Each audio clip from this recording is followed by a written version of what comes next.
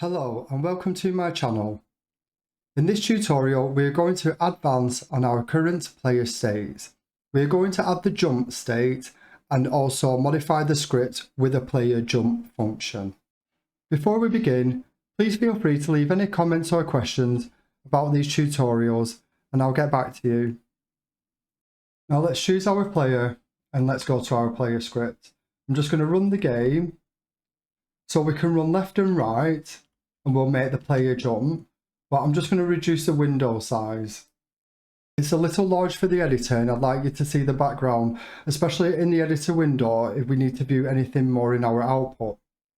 So in project settings, go to the window override and I'll just reduce that size. So make it a bit smaller.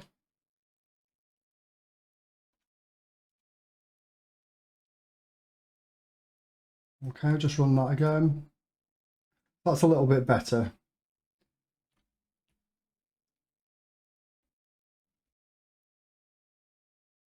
Well, let's start by creating our jump function.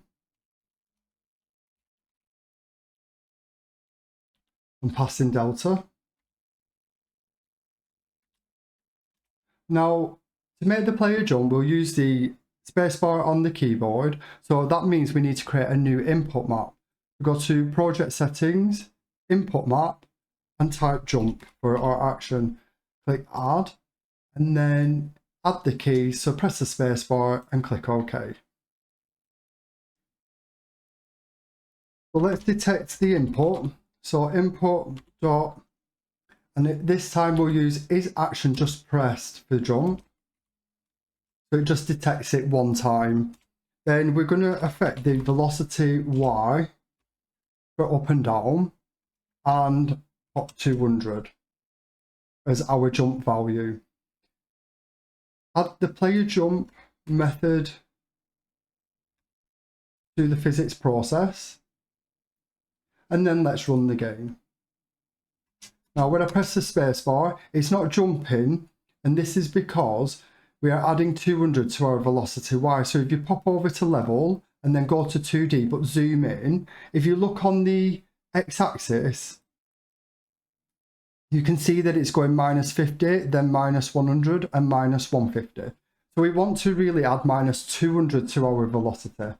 So pop over back to the script and just pop -200 on there and then run the game. When you then jump, you can see that the player is jumping.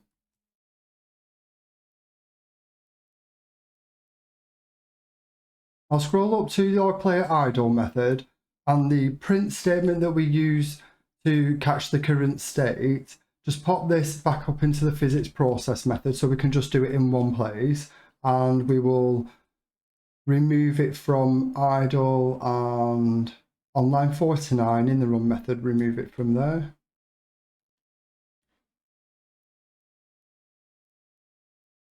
And then in our jump method, we will say current state equals state dot, and then we need to add a new state to our enum state. We'll add jump here,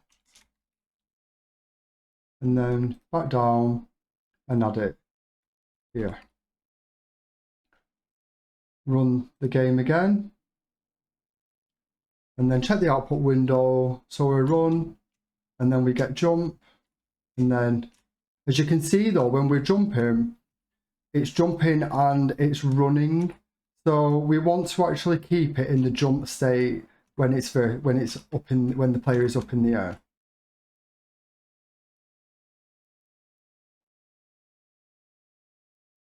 In the player jump method, we say if the player is not on floor and the current state equals jump, so we're in the air, then let's get the direction of the player.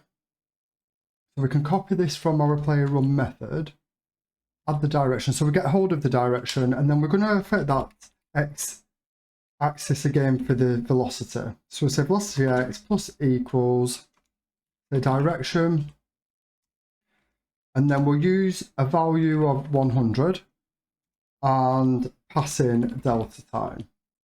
So just remove that delta time for one moment. And then what I'm going to do, I'm going to just run the game. And then, okay, so you can see the player did a jump in the air and then moved really fast in midair. So what we need to do, this is where we add the delta time to that, so that the time of the physics process affects the speed of the velocity on there. So let's run the game again, and we can see we get a much better jump for the player.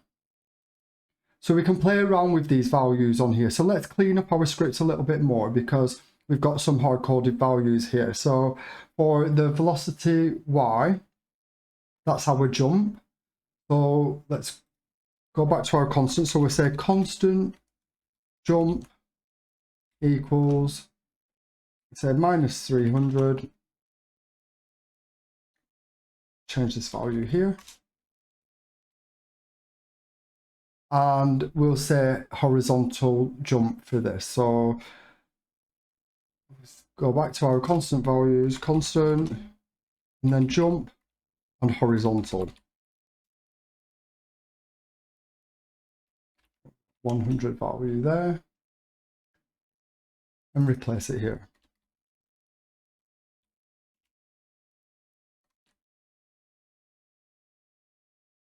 I'm just going to run the game again.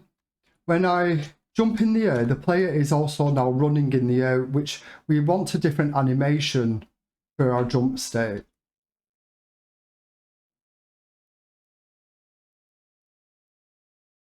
Now to create our jump animation, let's go back to player and then go to the animated sprite. Let's create a new animation here and call this jump.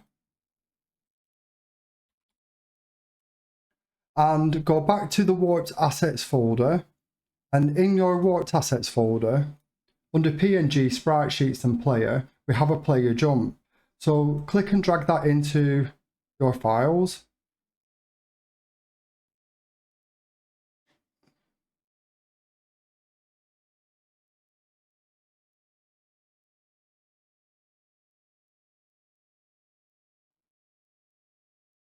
And then open up sprite frames, go to player and add player jump.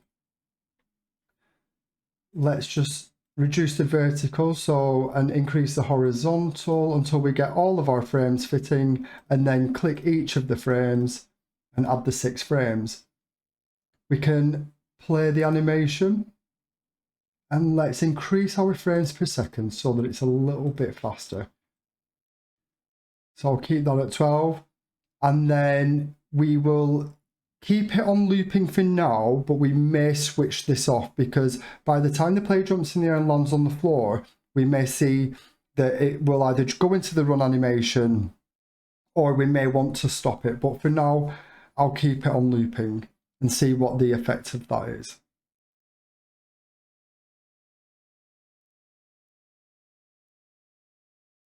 Let's save that. Let's just pause that. Save our player. Let's go back to the player script and go back to player animations, and we want to now say is else if our current state equals our jump state, and just add in the animated sprite, play the jump animation. Okay, let's run the game again. When we jump, we get the jump animation, and run and jump again, and when the player lands, it goes back to idle. So that's looking perfect. So we don't need to change the animation sprite for the jump animation to be looping. We can leave that as it is. That's working perfectly. Let's stop the game. Now that brings us to the end of this tutorial.